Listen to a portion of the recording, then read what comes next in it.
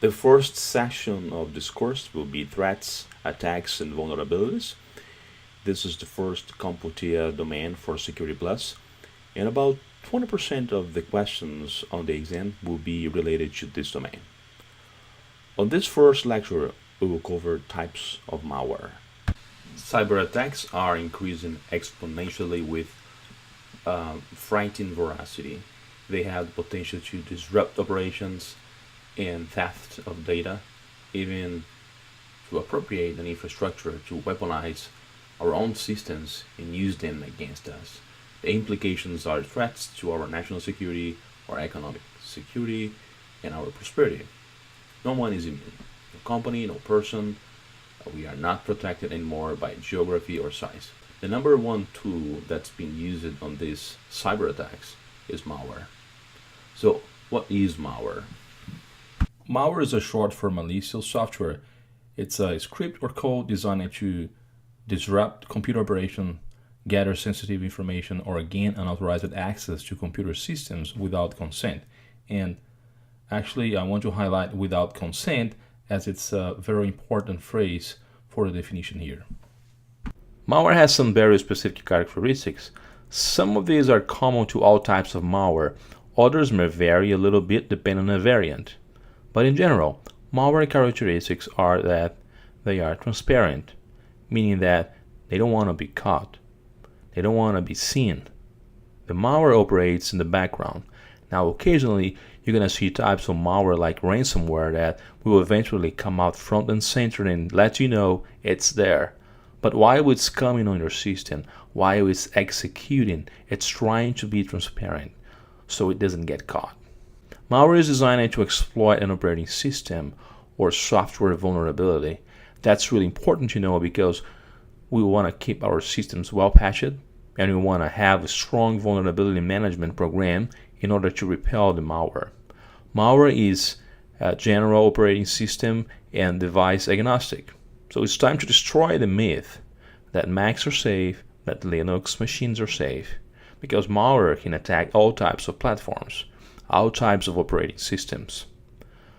Malware activates programmatically. That can be manual. The instructions can be embedded already in the malware, or can have calls back to a control center and it's getting additional instructions. Malware also responds to commands. That could be the commands that are embedded or commands that are coming from a control center. Malware often evades the scanning. Matter of fact, that goes back to the idea of being transparent. Malware doesn't want to get caught. It wants to hide in the background. So there are 6 malware families that you need to be familiar with.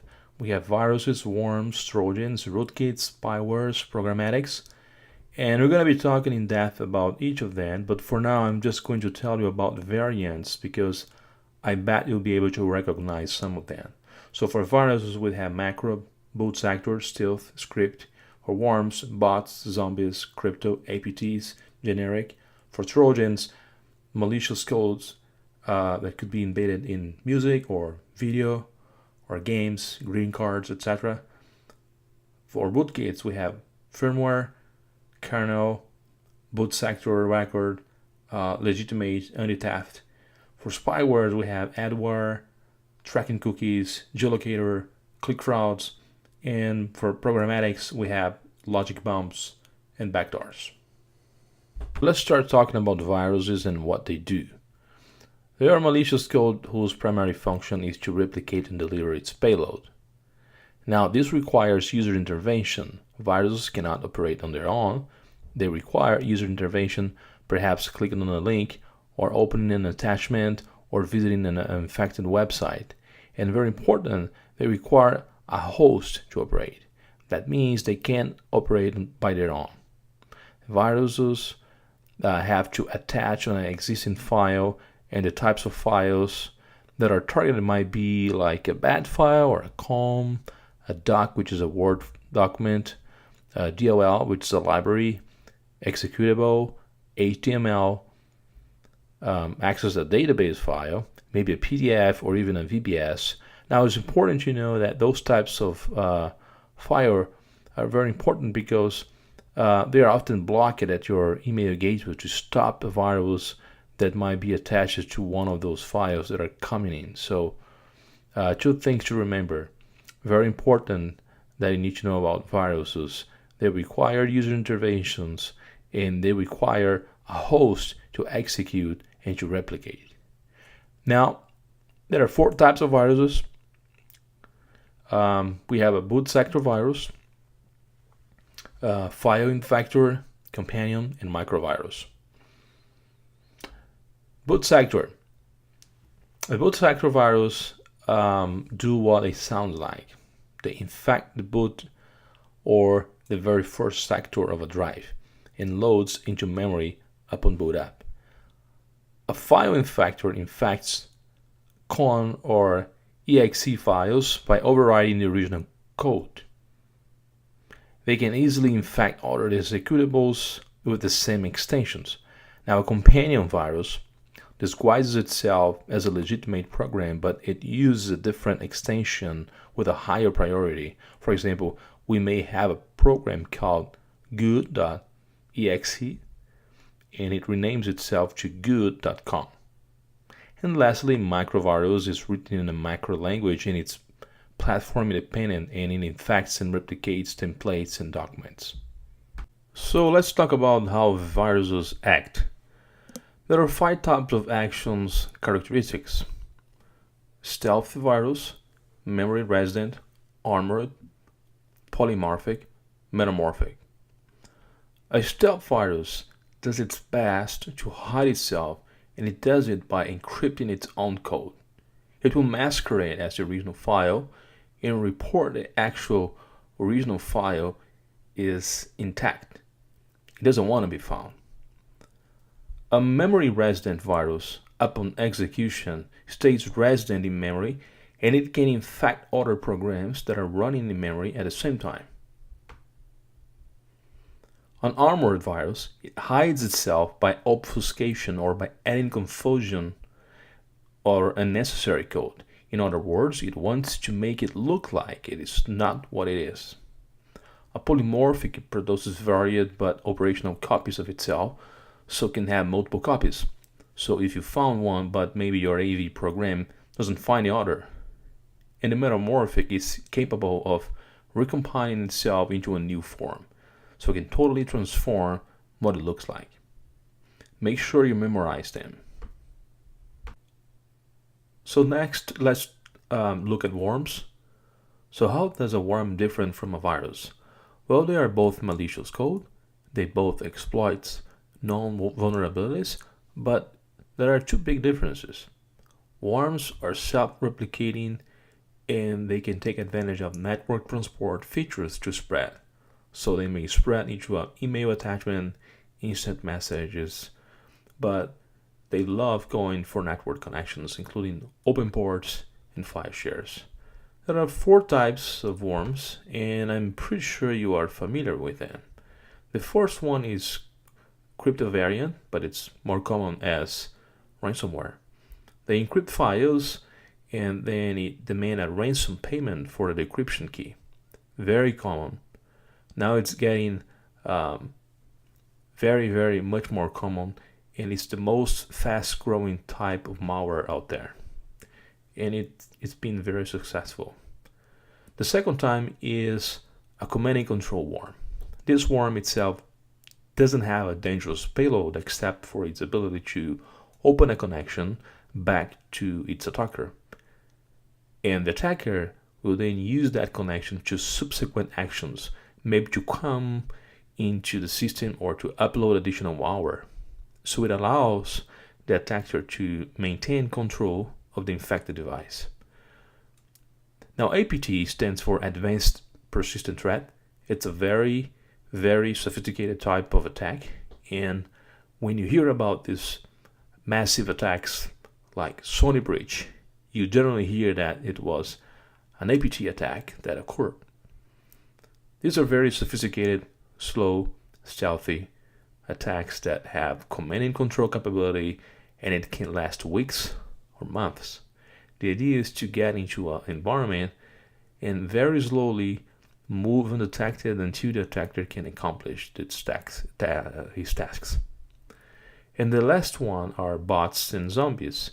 They are just small pieces of code that end up on your computer and listen for instructions or have instructions embedded in it. Generally, when a bot or zombie gets on a workstation or a server, it is not looking to do any particular damage to that device. But what it's looking for is to weaponize the device so it can be used as an attack against other devices, systems, and networks. Then we have Trojans. Trojans are malicious code that are disguised as legitimate application. So it's malicious code that becomes embedded in music, in video, game, greeting cards, or sometimes even on fake applications. But if you bring that music or that video or that game, it actually works as it should be. So you can hear the music, you can play your game, but embedded in there will be the malware. There are 4 types of Trojans you need to know. A rat is a remote access Trojan, and its objective is privileged remote administration, the ability to remote control that machine or device. A backdoor is just used to open a last obvious connection for later access. A downloader is used to download additional malicious code.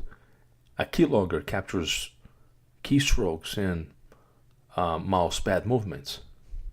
So are you really listening to that song or playing that game? In the background, maybe the Trojan is even opening a backdoor, being a downloader, a keylogger, or worst of all, being a rat. Now, rootkits are malicious code that are designed to allow a remote use or root administrator access. In the Unix world, root or superuser is synonymous of administrator. Rootkits are generally embedded in software or hardware. It operates at a very high priority level. They are extremely difficult to detect and very, very difficult to remove. You might find rootkits in firmware. So it's embedded in firmware. You might find it embedded in operating systems. You might find it in a library of applications. And then the way it behaves, it is maybe persistent, which means it's enabled when the system starts up and it stays active until the system is shut down. Or you might run in current system memory when a specific application is launched. Now, spyware is really designed to sort of disrupt your privacy, if you will, and for commercial applications. Spyware are codes that collect information without your consent, and then spyware can be used to manipulate configuration settings. It does spread through user interaction, but the goal is to get information about you. Spyware might be a keylogger that captures keystrokes and mousepad movements, particularly when you are surfing on the web. What you're putting in, what information, maybe a password you were typing for your bank account. Or it may monitor what you're doing, tracking user activities, especially on the web. Could be a network which can be used for delivering targeted advertising based on user activity. You may already be a victim of that. You may be looking for a smartwatch online, and then seems that wherever you go on the web, you see smartwatches advertises from different vendors popping up for you. We also have tracking cookies. It's another type of malware that is used to log web browsing activity. And then there is click fraud. It's an interesting one. It's an automated script that imitates a legitimate user by clicking on an ad for the purpose of generating pay-per-click revenue. It looks like you have been clicking on all those ads, but in fact, you have never been doing that at all. Then we have a programmatic malware. The programmatic malware has been created or inserted by the programmer or the coder or even a publisher, either at the time of the program has been created or when it was distributed. There are 2 types: backdoor, that is a code designed to bypass access controls, and logic bump, that is code designed to execute when a certain event occurs in or a period of time.